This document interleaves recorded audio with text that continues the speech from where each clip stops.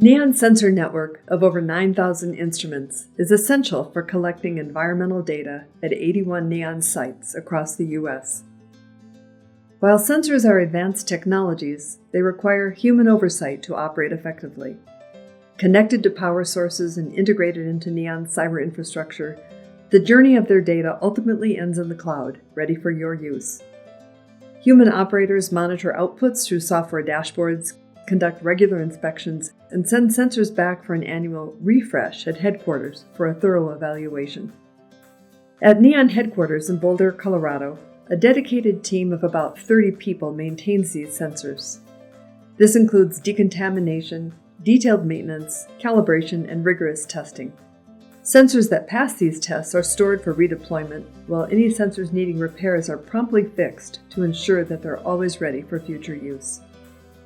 From our streams, one example is the Sonde, a sophisticated device with multiple sensors that measure aspects of water quality, such as conductivity, dissolved oxygen, pH, chlorophyll A, turbidity, and fluorescent dissolved organic matter.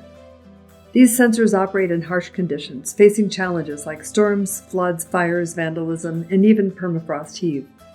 Automated alert systems and field science staff ensure that data collection continues uninterrupted. If a Sonde is damaged, it is sent back to NEON headquarters for repairs. A newly calibrated replacement is dispatched immediately, allowing data collection to resume quickly. Upon arrival, the damaged Sonde undergoes cleaning, decontamination, and inspection by experienced technicians to see if it is repairable. If not, it is decommissioned. If so, it is fixed, calibrated, and tested in the lab for accuracy against known standards. Once it passes, it is stored in the warehouse, ready for future deployment at a different location.